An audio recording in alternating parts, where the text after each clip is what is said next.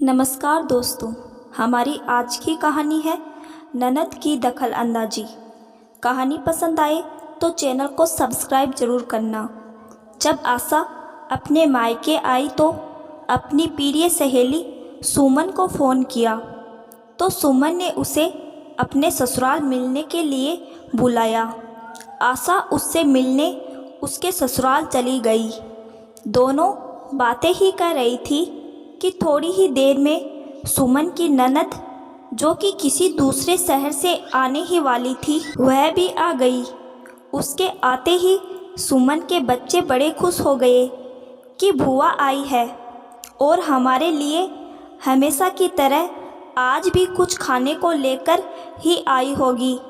फिर जब तक उनकी बुआ ने बच्चों को उनकी इच्छित वस्तुएं बैग में से निकालकर दे नहीं दी, तब तक वे अपनी बुआ को घेरे खड़े रहे। यह सब आशा देखे जा रही थी। सुमन ने उससे पूछा, इस तरह क्या देख रही है? मेरी ननद बच्चों को बहुत प्रिय है।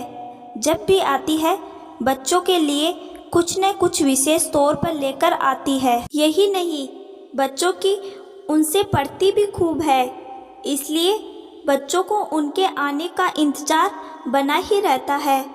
अब तो जितने दिन वह यहाँ रहेगी उतने दिन रोज़ हम मिलकर सारे काम जल्दी निपटाएंगे और फिर दिन भर मज़ा मस्ती, खेल और गप्पों का दौर शुरू हो जाएगा। ये सब सुनकर आशा बोली, तू कितनी लकी है कि तेरी ननद इतनी अच्छी है।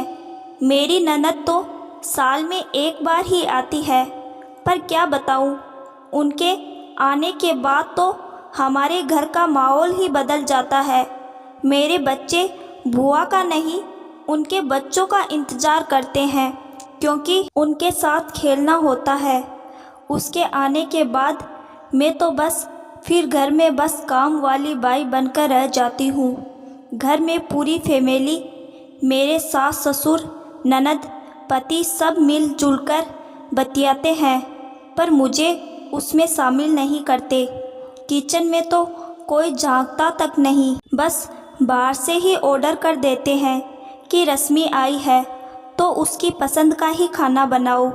मेरी ननद और सास बाज़ार या अन्य कहीं घूमने भी जाते हैं, पर मुझे बताते तक नहीं कि कहाँ जा रहे हैं, कब आएंगे। यहाँ तक कि हमारे घर की साल भर की सारी प्लानिंग भी मेरी ननद ही करती है।